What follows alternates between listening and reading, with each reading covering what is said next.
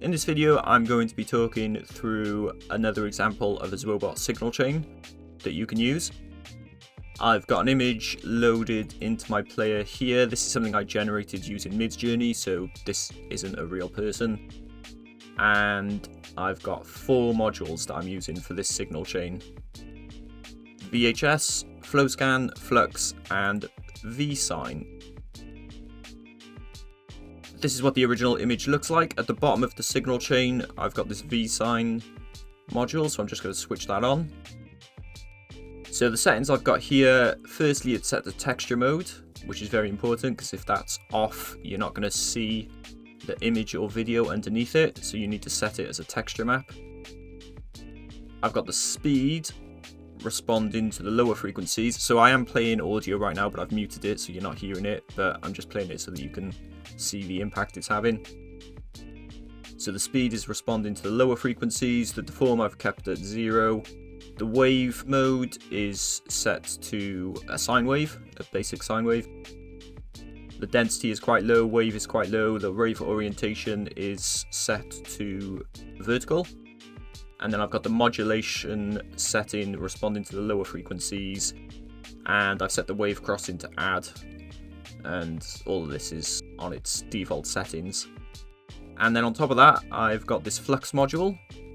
So I've got the flux turned right down to the bottom, because if you turn it up, you start getting this effect, which I didn't want. I'm basically just using this more for the color. The color is changing in accordance with my master beat control, which is set to half a note. And my overall BPM is 130. And I've also got the color inverted using this button. The attractor is responding to the higher frequencies. The flow adjust is just down to 0, and then the speed, like with the VSine, I've got that set to respond to the lower frequencies. And I've got a blend mode, the hard light blend mode, switched on here, just to make the effect a little bit more subtle, but you could turn it off if you want it to be more noticeable. On top of that, I've got this Flowscan module. I've got the shift setting responding to the lower frequencies. The flow adjust is set to adjust with the master beat control. And this direction setting is also changing in accordance with the beat control. And I've just got it set to straight, which is the default setting there. And finally, on top of it all, I've got a VHS effect. The distortion is set to respond to the lower frequencies. I've got the noise and the hiccups effects turned on. I've kept the resolution set to low, and I've put the overlay blend mode on just to make it a bit more subtle. Okay, so I'm going to play some audio now and we can see what it looks like with the track.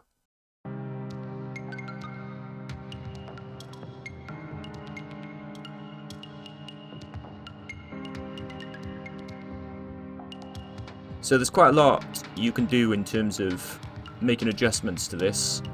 I mentioned the flux blend mode earlier, so we could take that off.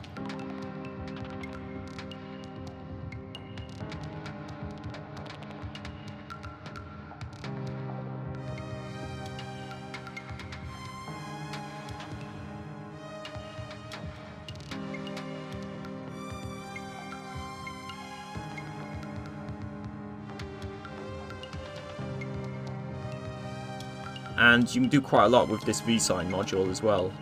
If I just change this wave mode, and I could turn the density up.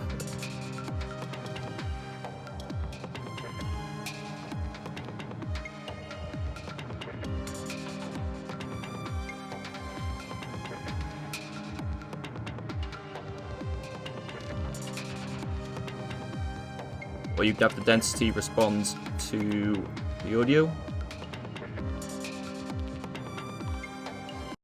Just going to stop it a second because it's getting a bit laggy. Let's do that, and Maybe, what if I change this on beat and then try changing the orientation with the higher frequencies. And if you don't want all the grain on there, you can turn the noise effect off and change this to high resolution if you don't want as much grain and you want less of a lo-fi look to it.